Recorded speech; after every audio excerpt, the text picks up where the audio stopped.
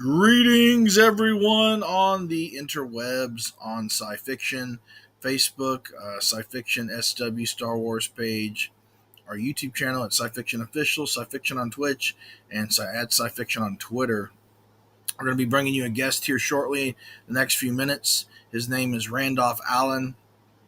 He is the Vice Admiral of the Federation for the official federation that was created by Gene Roddenberry years ago, and it does a lot of charity and philanthropy work and all kind of good. We're gonna be talking about sci-fi, Star Trek, Star Wars, all kind of goodies, literature. Pretty much geeking out over everything over this next half hour or so. Um, we're going to be doing all kind of goodies. We've got some stuff we're working on in the pipeline. We're going to be maybe doing some filming stuff in June or July. We're definitely going to San Diego Comic Con, and I want to shout out to our friend Alan Ling at Gen 7 Comics. Come check his booth out. He's got a lot of good stuff down there at STCC. And then after that, in August, we're looking at going to the Star Trek Las Vegas event in beautiful Las Vegas, Nevada, on August 3rd, 4th, 5th, and 6th by Creation Entertainment. We're looking forward to doing that. We're going to be going down there. Our friends at Space Command are going to be down there. Our good friend Ethan McDowell, Jacob Charlot, Matt Weiss, and who's amazing. You got to check his YouTube channel out. He's got a very cool one too. Matt Weiss has one, and as we do as well. He's got a really cool channel. He actually did an amazing interview with Andy Weir. He was telling us about. I was watching that earlier. It was awesome. And Mark Secree will be there from Space Command. I don't know if his wife, I think him and his wife usually travel. They'll both be there, as well as some of the other actors from the show. And a lot of the Star Trek stars from Space Command will be there. And we're working on bringing in maybe a couple special friends that are well known in the entertainment world as well. And lots of goodies. So we're going to go down there and collect a lot of good content for you guys, have a blast, and just have an awesome time, as well as San Diego Comic Con. After that, in September, we're working on a few things in September to bring everybody, excuse me, to bring everybody on the digital awesomeness. So Star Wars related things, we are working on getting into some Star Wars things, maybe some actors and people bringing them on. If you or anyone watching this broadcast are into Star Wars or Star Trek and know any entertainment people, whether they're visual effects artists, people that have worked like on The Mandalorian, or somebody that's working on, Ahsoka, or anybody that can talk on the radio or the live streams, please feel free to have them reach out. Actors are welcome as well. Anybody and everybody. We've done a lot of interviews with a lot of people over this last year or so. So we're going now looking for people to bring on the live streams. We do have a few special guests. We're not going to announce them just yet that we will be bringing on the live stream. Two of them are very well-known guests. One of them in particular is massively well-known. He's a super cool guy. I'm not going to tell you who he is, but he also has his own show as well. And he's been in a lot of TV, various big roles in television and movie as well. So he's doing a lot of stuff these days with his show. So I really look forward to bringing him on.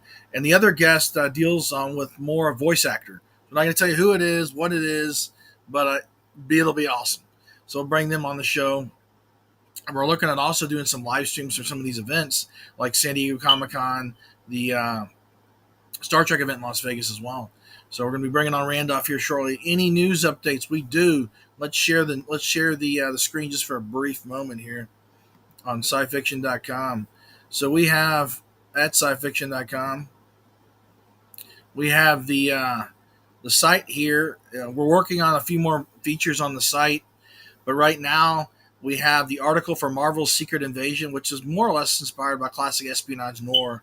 And that beeping sound in the background for everybody is a smoke detector that the dilithium crystals are running out. We noticed a comment on that on YouTube for our last broadcast. We are going to get that fixed. We've got the batteries. We bought them. They forgot to put them in the bag in the store. And we walked at the grocery store, I'm like, what? So we're going to get those for you. Star Wars Young Jedi Adventures Review. It's the new show. It's kind of more of a kid's version. It's actually pretty cool, though. Guardians of the Galaxy Volume 3 review of the movie. We have something special coming for that, actually. A video version of that article. You'll see it's special. Very, very cool piece of content we're going to put on with that. And you'll see a lot of other stuff with that technology as well. Star Wars Visions Volume 2 review. And then below that, we've been blinging out the site left and right over the last several months. We've got our carousel with featured interview content ranging from producers, top-level actors, directors. We've got Shatner there. He talks automatically. We've got some good content here with tons of articles. If you want to go to our site at scifiction.com and check it out, it's totally all there. I think Randolph is going to be here shortly, almost 2 o'clock. So we are going to. I wanted to show y'all something else on the site. I'll just say that's the site right there. We've got up here at the top. If you go to the site, you like to contact us and be a guest, or you have a anything you're working on in the sci-fi sphere, whether it's TVs, movies, fan productions, a comic book series, whatever, go to this contact tab and click that, and you can fill out your name, your email, your subject, your message, and click submit. And by the way, you don't have to hail us on all frequencies. Just use this form to establish secure comms with the bridge. And that's that. So we're going to detach from shared screen here for a second. There it is. It's cool, isn't it? So you got that. We're going to be coming to these events. We're looking at doing some filming, maybe some film festivals as well. You're coming up shortly soon. And yeah, so that's going to be pretty cool. Let me text Randolph here and see what he's up to. He's probably going to join us here shortly.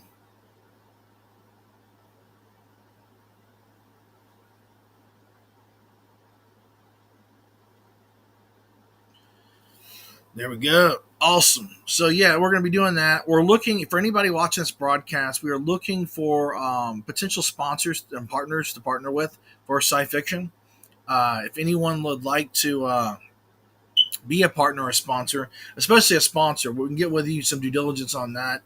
Advertisers are always welcome for events. We can advertise them at multiple levels throughout our Facebook or just our full network campaign, depending on what level and what your marketing budget is.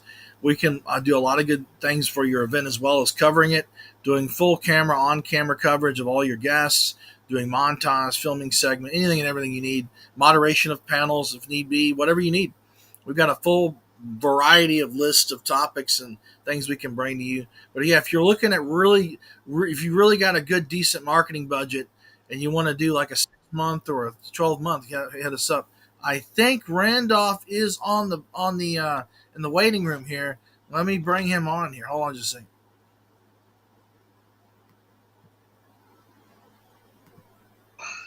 Randolph, Aloha. how's it going, sir? Oh, just fine.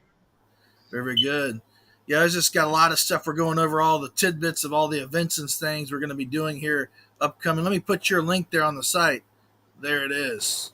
You got your Federation link and your name there. Oh, that works out great. That's the Thanks. bottom right there. Yeah, we're working on doing some stuff. We're going to be going to doing some filming, maybe some stuff before July. We're going to San Diego Comic-Con. And after that, we're going to be going to the Star Trek event in Las Vegas, man. Oh, that's awesome. I'm gonna get my funds saved up for that one. Yeah, that's going to be a cool event. That'll probably next year in 2024 for me. Yeah, they're coming up. What are they going to have? What is the 57th? Was it the 57th anniversary? Well, 2 or 3 years will be the 60th anniversary. Right. Well, most of the shows are celebrating.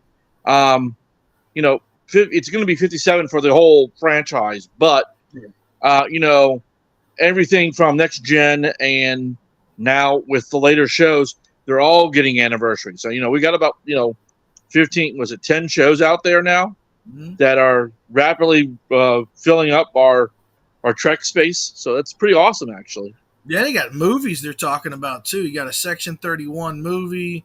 You've got what else they got? They're talking about 2 new shows possibly, and you got the second season of Strange New Worlds. What you looking for in Strange New World season 2?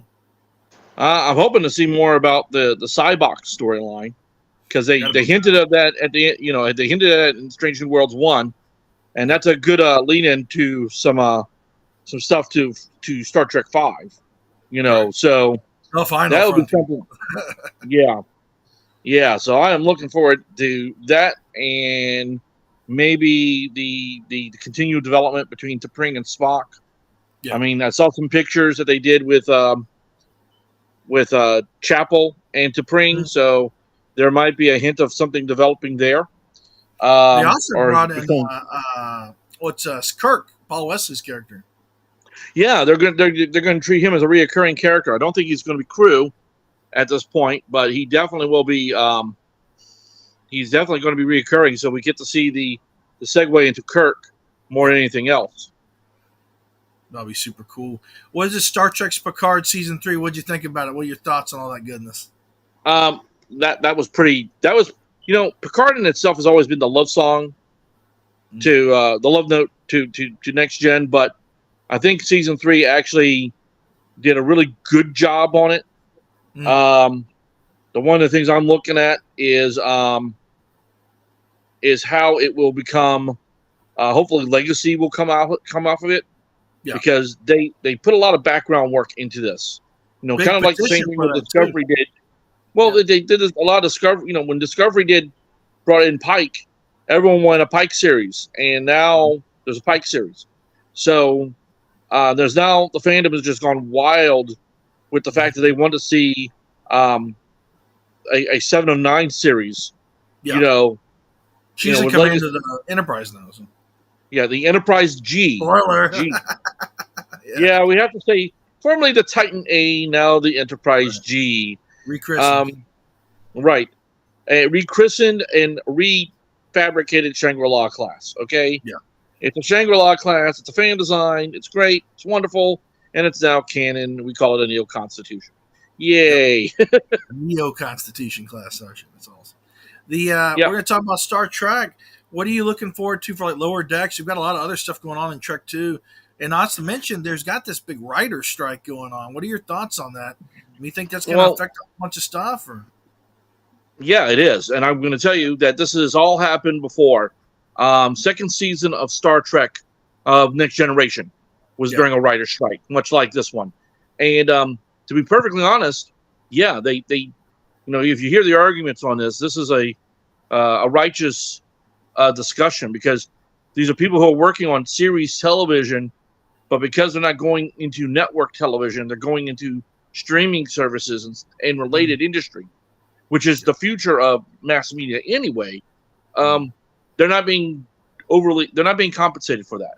So my thoughts are, in any respect, if you're going to work at a job that's going to pay you, not going to pay you a fair wage, you shouldn't be working for it. Right. And unfortunately, with the way the Hollywood machine has been built up, they had to unionize the writers. They had to unionize the actors.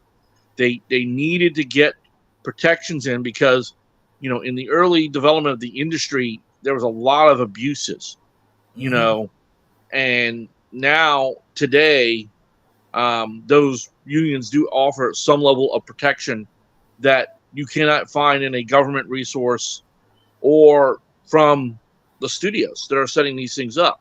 Right. And, and on top of that, any business that we're talking about here is subject to, how should I say it?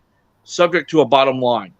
So if they can cut corners as they can, and get stuff done for, less than what would be considered fair wages, they're going to do it. It's how they justify good business. So yeah, like everyone else who's doing, who's doing content, and they're using, using California rules, which is, SAG and, a lot of the filmmaker unions out there. Right. They need to understand these people are putting in the same amount of hours of work, sometimes more, to get an art form out there. I mean, we are customers of the art form, but we're also, if you look at it, we're also consumers of art. It's not, people forget that good cinema, good. I mean, it's really funny. People forget. Richard Dreyfuss was recently interviewed in regards to something regarding how the Oscars were going to accept best movie nominations now. They need to, certain movies now had to have a certain level of language content that would not offend anyone, had to have prerequisites for demographics on their cast and crew, again, for the same reasons. And he basically said, look, film is art.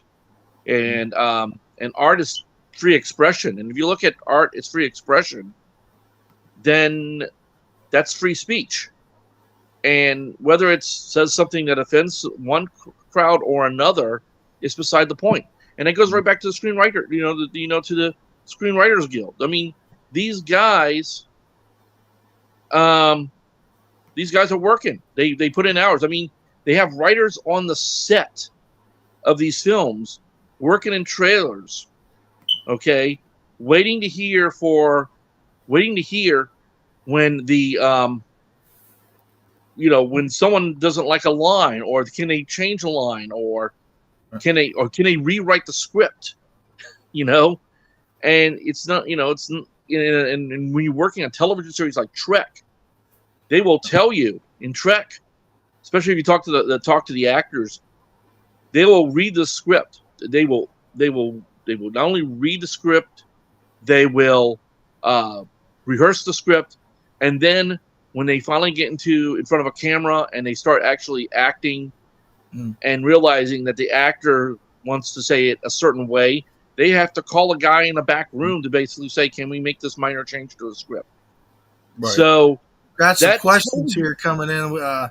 George says, Ayo, Randolph, the man, the myth, the legend.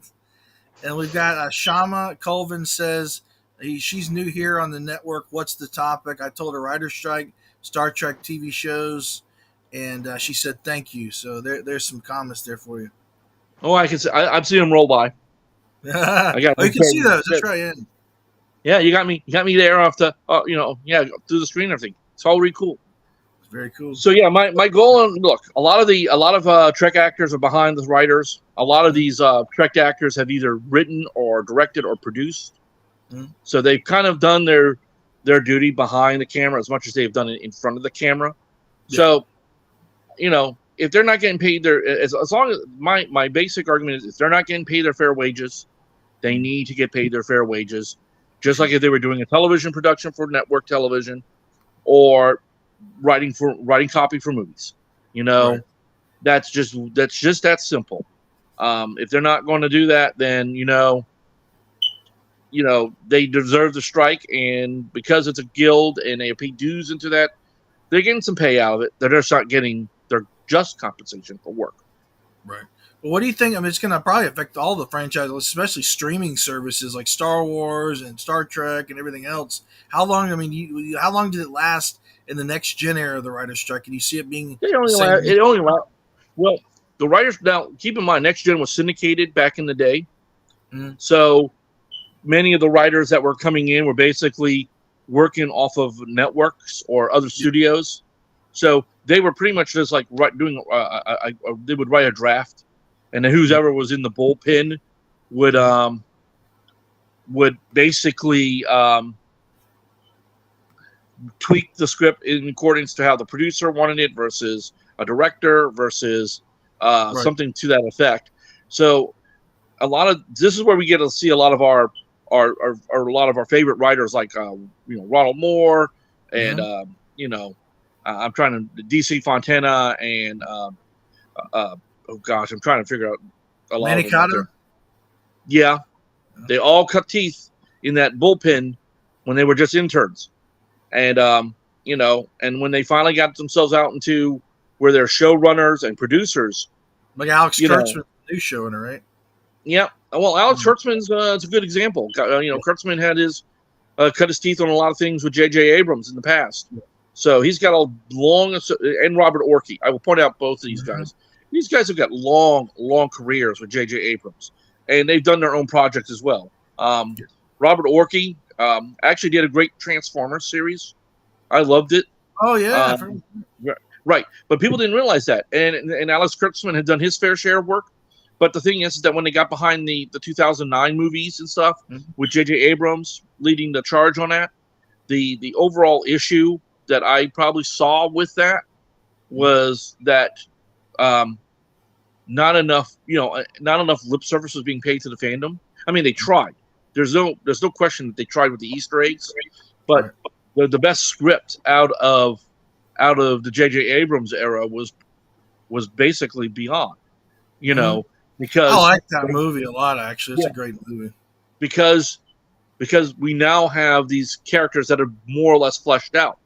It's a Mm. shame that they didn't use that technique with and I do believe that at that point Kurtzman and Orky were out and they were replaced with good golly, trying to remember the actor's name, the guy who played Scotty in the movies, and Simon Pegg. yeah, and then the guy who directed the Fast and Furious franchises, Justin Lin, I think. Okay. Yeah, Justin Lee or something like You're right, but between those two guys, they got the formula right. You know, it was a better script out of the first two, and that thus it got some mileage out of it. But though the critics and these movies have a lot of critics behind them, but that. they are legion. But the thing is that these movies got us through the end of the Rick Berman era and the beginning of the Kurtzman era. Right. So, Like the glue kind of holds them together and gives us some stuff to sure. watch. Well, it's just like the 1973 animated series was the glue that held TOS together before they started making the movies. The first series too. Really good storytelling in that as well. It is, and most people look at it. I look at today's critics on it. Most of them are much younger than me, but the critics that they say is like, well, the animation is not that very very good. The stories are very years yeah, and they don't realize that what they were doing was trying to write good science fiction in a 20-minute format because you have to make room for commercials. Right. So each episode was literally 22 minutes long, and they're in formatting.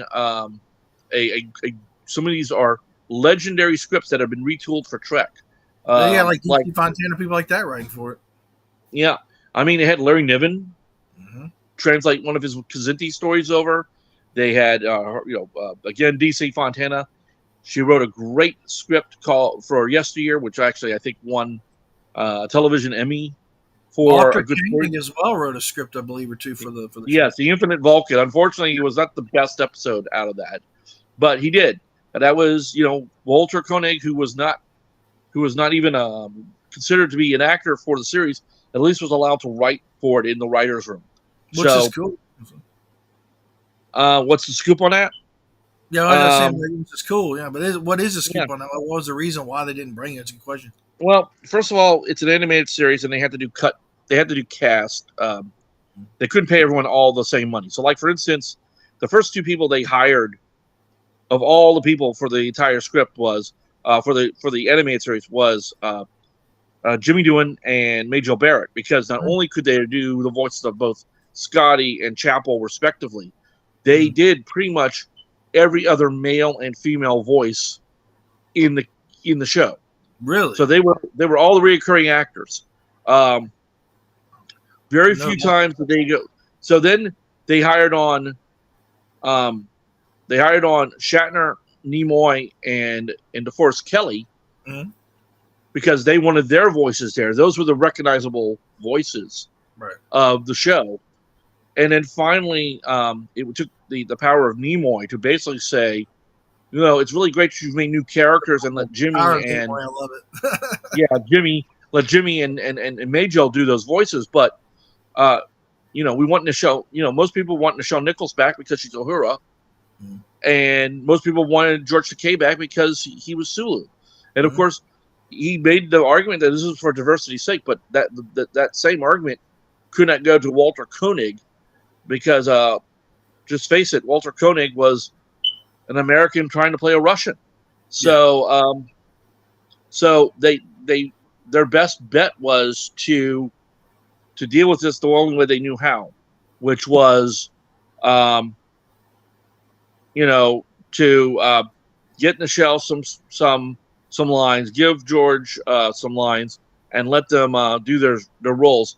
And so that's why when you look in this 1973-74 series, you'll see different people in the position of, at helm or communications. Like, for instance, Majel Barrett's communications officer character was Moress, which was Acacian, and Jimmy Doohan's navigator character was Arax, who was an Adoan. That's the guy with the kind of brown head and all that stuff? Well, he's got three arms and 3 legs. Right. So they went through a lot of, but the script writing was not too bad. It was definitely dumbed down a little bit because kids would be watching it. They actually did feature a character death or two, even though it was a kid show. Serious show for a kid show. Yeah, well, they weren't trying. Most of these stories were not about. You didn't have the action that you would see on like Clone Wars. In Clone Wars, it's about war. So every other episode, you're going to see a lightsaber wield, right? See clone troopers die, and lots of droids get blown up. That's kind of where they went with that. But Star Trek, being what Star Trek is, could not do that. But they had a lot of good story. Yeah, animation. You're talking about Star Trek animation.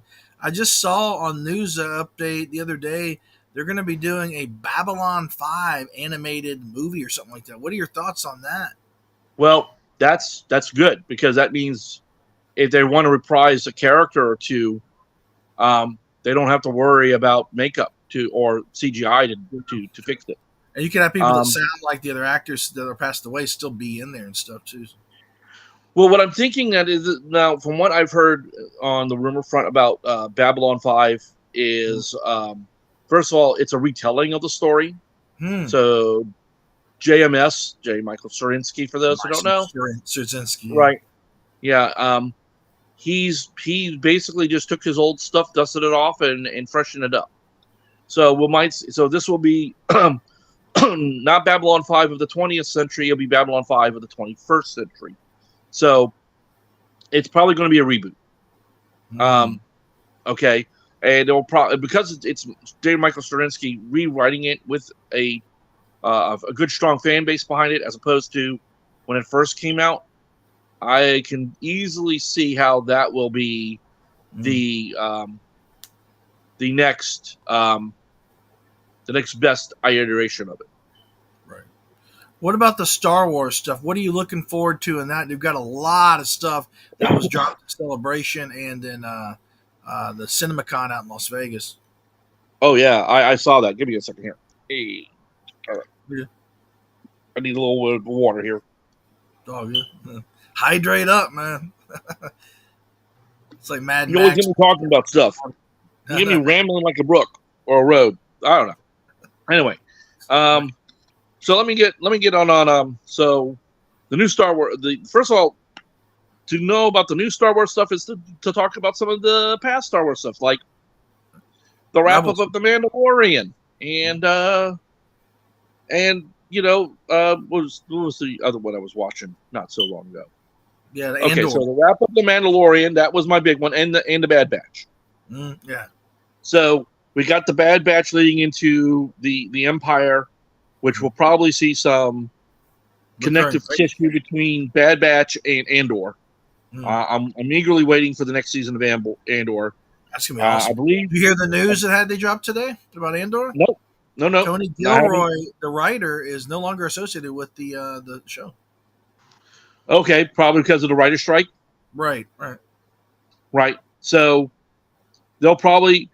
The thing is, because these are streaming series, going back to that discussion, they can hold off. I mean, we've waited 2 years for another season of a show.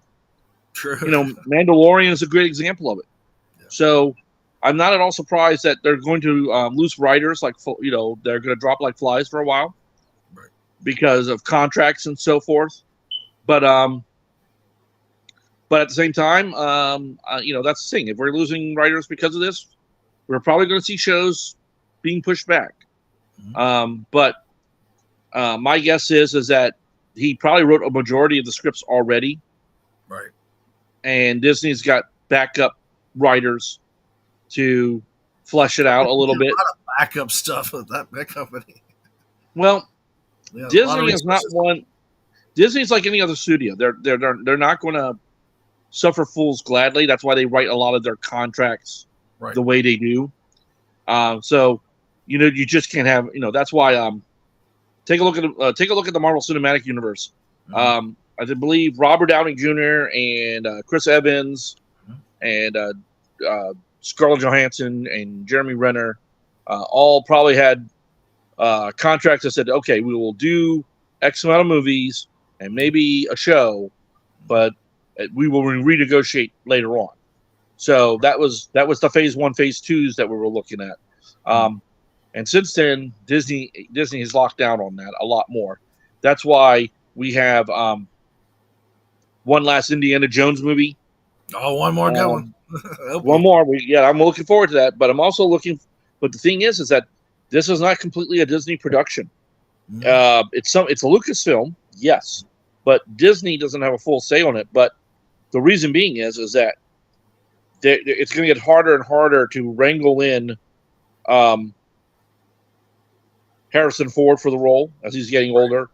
Right. And the other reason would be, in order to do a good Indiana Jones series, they're going to need the cooperation of Spielberg, and Spielberg is not that guy. He's not the guy. He's got his own studios to run. He's part of Universal. He's also not directing this one. He's directing. He's like a consultant or producer or something. That's all he could do. I mean, that's basically it's his property, so he can consult, but he can't do much more beyond that. Okay, so back to Star Wars. I haven't forgotten about that. So, I'm going to see Bad Batch melding into Andor a little bit because we're now talking about the clones. Right. We're probably going to see a lot more. We're probably going to see a lot more in regards to that connective tissue that's being built. Like we've already seen what's going to happen to the eventual happening to the clones. Spoiler alert. But at the same time, we're going to see that Andor step up because it's going to be way before Rebels. Yeah. Okay, and also we're going to see, and even that is going to have connective tissue to Mandalorian and Ahsoka. So we're looking at a lot of crossover at this point, which is probably why live action too. Cartoon characters can show up in live action. Yeah, especially when you look at Ahsoka, and you've got three characters from the Rebel series showing up. Okay, and we're probably going to have characters from Mandalorian show up because there's that issue, and now we've got Thrawn, who started off as a literary character in Legends, now making his live action debut with the same actor who played his voice in Rebels. That's right. Lars Mikkelsen, which is Mal Mikkelsen's brother. So that's really kind of, the fact that we are now going into that level of detail, for this show, telling me that there's going to be some good writing on this. And also these episodes are going to be longer. They're not going to be, under an hour or, barely 45 minutes. Each of these are going to be an hour or more. Oh, wow. So, you're talking about the Ahsoka series? Yeah. They're 8 episodes, so you're going to get about 8 to 10 hours. I don't know each episode, but from what I heard, the source that I'm hearing it from says these are going to be longer episodes, so they make certain that each chapter of this story gets the full treatment of it, as opposed to looking at what they did with Mandalorian season 3. It's awesome. Because and some of these, and the thing is, a lot of fans are starting to express concern when there isn't an episode that takes place with the main characters. Like with Mandalorian, we did a segue with some former Imperials back on Coruscant, and they did that also in Andor, and I think they did that also in Bad Batch, where they don't have the episode truly focused on our main characters. Now, with Bad Batch, the episode in question was more about Crosshair and Cody, but it does show where Cody goes. It answers a question where Cody goes off to. For sure. So we get to see all that. I just, in my opinion, that's a distraction from the main plot. and most fans don't like it. Do you think Luke Skywalker will show back up in there like as a CGI character anymore? I think the rumor is, and this is a rumor, and I want you to understand these are only rumors, is that they're trying their best to do, not to do away with the Skywalker storyline, but to add to it. So, like for instance, they already got Daisy Ridley back to play Rey. New movie. And in one of the movie, in a new movie, which is going to talk about the new Jedi Order post The Rise of Skywalker. Yeah, post Rise of the Skywalker, which is going to be an excellent little segue, to see something new. And they're also talking about doing the first Jedi now. So they're talking about a lot of and they're looking at possibly bringing High Republic into the storylines. That'd be so cool. Oh yeah, I mean, there's a lot of things that they want to do and get it out of the way, because they realized that Star Wars is really, they made Star Wars really, really big, that they can add stuff into this and do a lot of cross multi-generational pollination to it as well. For sure. Because High Republic has Yoda in it. He's about the only character from what we know of Star Wars into that. And so that's really great about that, because that's our connective tissue. But they're already talking about the Acolyte. We still know very little about the Acolyte on this one as well. So the Acolyte is a show that's out there where it's talking about Jedi exploring the dark side. They're doing a lot of work in restructuring what started off in 1977, where we just talked about the force of space magic and there's good and evil. Now we're dealing with levels of gray. Now we're dealing with that the dark side is not necessarily evil, just another way of doing things.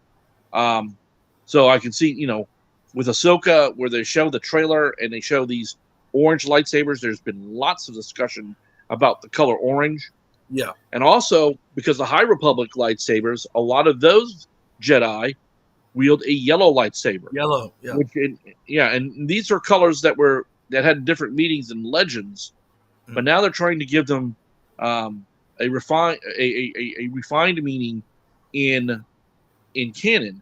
So, like for instance, from what I've heard, the orange lightsaber is people who dabble in the dark side but are not truly evil like Sith are. Kind of borderline, Right. Borderline. They use the dark side quite a bit. Versus they use the dark side quite a bit versus the the actual Sith do. And then they also have the yellow lightsabers, which are Jedi of high ideals, as opposed to just the blue and the green that we would normally see in canon. So or purple. But well, yeah, and there it is. There's they talk about all these colors and how they relate. It comes down to the kind. Now, what they're basically saying is there's a connection between how the Force user is connected into the Force and how it's expressed itself through the kyber crystal in their lightsaber. So that's where you're going to start seeing Jedi wielding yellow lightsabers, Sith wielding purple lightsabers, or evil guys using purple lightsabers. Which makes sense because was it Mace Windu at borderline on the edge of, even when he's about the Emperor of Pad 7 fighting style, was kind of teeters on that edge of the dark side. It's more of an aggressive fighting style. So. Well, he was using what was called Vapad, Vapad 7, yeah. Yeah, that's the style 7. And it's basically taking your inner darkness and using it against your enemy. Yeah. Which is pretty good. It's basically a refinement of the same style that Anakin uses, and Vader uses. I mean, Anakin used Sheen, which is Form 6, and then when he became Vader, he went to Dem Joe, which is also Form 6, Yep. which is a very aggressive style, but also it feeds on your aggression, as opposed to Vapad, which allows you to channel your aggression alongside your opponent's aggression, and to make it work against them. Right. So, but what we probably will see is new styling, new lightsaber styles, lightsaber forms, because of the two new ones.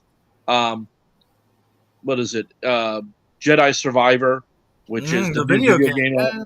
Oh yeah, that's got a great storyline, which connects to the High Republic era, and it leads into discussions about Ahsoka, and maybe a live action Cal Kestis. We don't know. They have the right actor for the job. Sure do. Is that? I mean, seriously, they really didn't do much in the way of disguising the fact that it was Monahan. They just so motion capped his face, and the CGI looks just like him. So. Right, and they have a lot of real good stuff with Survivor. I mean, I'm not a video game guy, but I love the storyline behind it and the various cutscenes from what I can tell. It's good storytelling once again, and it's a really good fit for the canon universe. For sure, I like the you have some remnants of the old Clone Wars. You got the battle droids in there.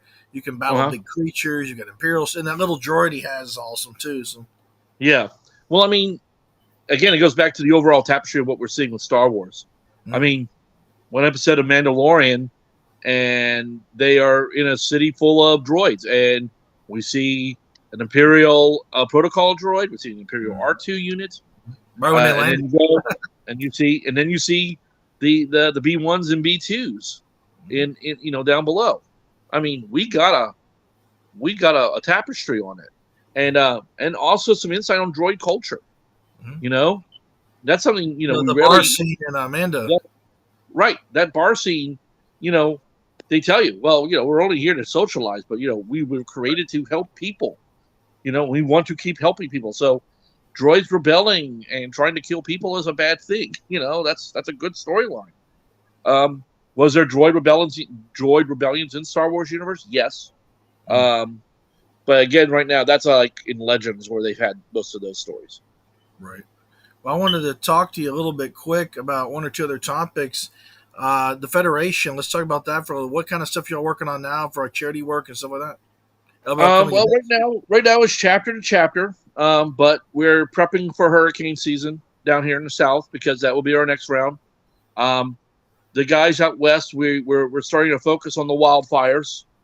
So because we got two things going there on that front, but we're always looking at other parts of the country and in the world. I think our biggest ongoing thing that we've been doing for the last year is, and that's not a thing, I know, we're still taking donations for Ukrainian refugees from the war zone. We're still helping out in regards to in some aspects of the Sudan and Africa, where our partner, I can't remember the partner's name right now, but we're still providing funds to help educate and get them out of poverty. So we do quite a lot of things locally and regionally and beyond. But like I said, our biggest concerns right now, because the season, we're in May, so next month hurricane season will kick off. The good news is that California got a lot of rain this year, all the West Coast. So we know that the bigger issue won't be so much wildfires, but maybe another concern, as in because they're getting wet, they haven't had a lot of wetness in a while. They might get some mudslides or whatnot. We don't know. I mean, they have a lot of snow. They got us in a lot of snow this year too, which they're very happy with. They're happy with all that accumulation of moisture, but now it's moving from winter to spring to fall. I mean, to summer. A lot of that water can be running off. It can still overflow and run off into places, and still cause some trouble. So that's where we are. I mean, we're in. I think when I checked with them, the National Weather Service, we're in an El Nino type situation. So Hurricanes are forecasted to be down, but that's the whole point of why we keep talking and hyping on the donations, because we want to prep for that next natural disaster, where we have funds ready to write checks Right. to our partners to help them get those supplies where they're needed. And we've got the website for that down here. I believe it's trekfederation.com/donate. Is that right? That's correct. We've got it Yep. down here on the bottom of the screen. Everybody check it out. Yep. That is what our humanitarian mission is. It's an ongoing mission. If you want to join the Federation, you can join for free. We do have levels of membership now. So if you want to join as an officer, which is for free, go right ahead. If you want to contribute more and get some benefits out of it, then that's $12 a year. And we do have a lifetime membership, which is $150 a year, where you get all the benefits and you don't have to worry about doing that again.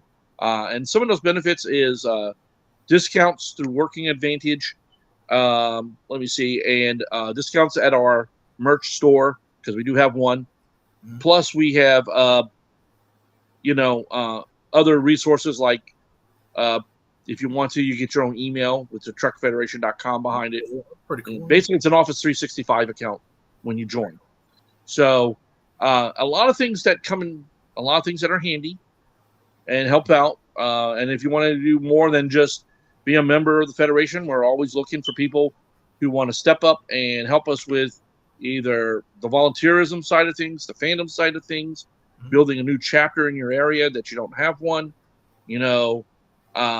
We work well with other Trek organizations for the most part, and we try to really work with Gene's vision of going places, helping people, and spreading the Star Trek fandom experience to everyone that we see.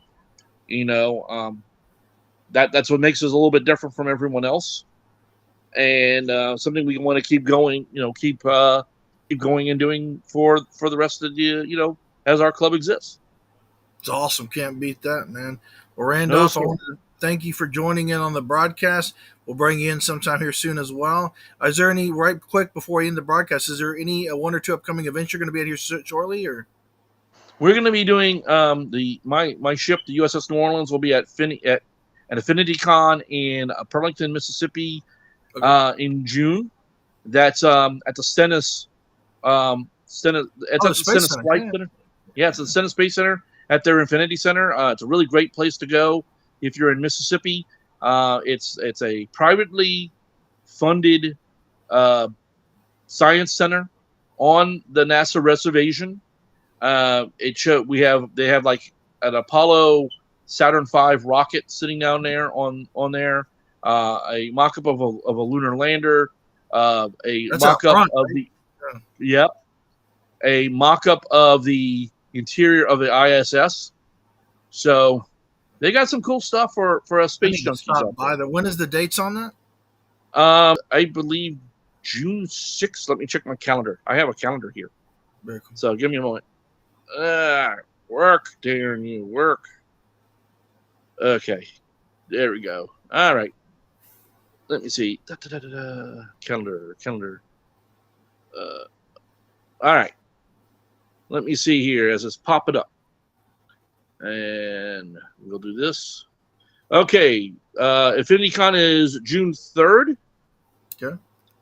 And then we will also be on June 24th at Showcase Comic-Con, which is in Slidell, Louisiana.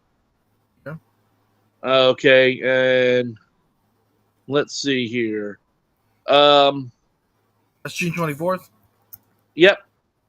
And then I will be also in Mobile for MobiCon during June 22nd through the 24th. That will be our first time back in Mobile in about, I would say about 7-8 years.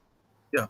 So, and that's a really big con. I would recommend you come out to it. Yeah, we're working on trying to get something set up with them as well. I've got the events here. InfinityCon June 3rd, Showcase Comic-Con June 24th, and MobileCon June 22nd to the 24th, I believe. That's September Oh, 22nd. I'm sorry. September. To Yeah, redo it's that. September. Get that. Yeah, that's way out there. But and we'll probably, as they are developing conventions throughout the year, we'll try to join up with a few more down here in the Gulf South. Very cool.